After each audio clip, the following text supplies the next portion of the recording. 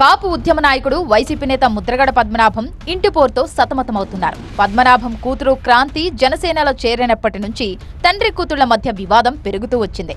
పద్మనాభాన్ని ఎవరూ కలవకుండా తన సోదరుడు గిరి నిర్బంధించారని, క్యాన్సర్ చికిత్సకు ఆటంకం కలిగిస్తున్నారని క్రాంతి సోషల్ మీడియా వేదికగా ఆవేదన వ్యక్తం చేశారు. తన తండ్రి సంరక్షణ తనకెంతో అవసరమని ట్వీట్ చేశారామె. క్రాంతి ట్వీట్ కు బహిరంగ లేఖ ద్వారా సమాధానమిచ్చారు ముద్రగడ పద్మనాభం. తన కూతురు చేసిన ఆరోపణలన్నీ పచ్చి అబద్ధాలన్నారు. కూతురు పేరును కూడా ప్రస్తావించడానికి ఇష్టపడని పద్మనాభం ఒక కుటుంబం తన కుటుంబంపై కుట్రలు చేస్తుందని మండిపడ్డారు. తన చిన్న కొడుకు గిరి వల్లే తాను ఆరోగ్యంగా ఉన్నానన్నారు. మా అబ్బాయి గిరి ఎదుగుదల గురించి నిత్యం ఏడుతూనే ఉంటున్నారు.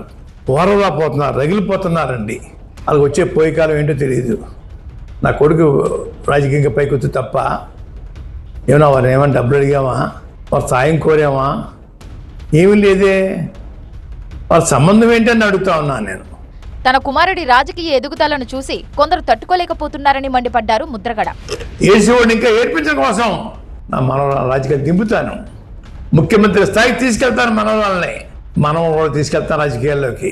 తన కుమారుడికి వియ్యంకుడికి తనకు మధ్య విభేదాలు సృష్టించాలన్న ప్రయత్నాలు మానుకోవాలన్నారు పద్మనాభం.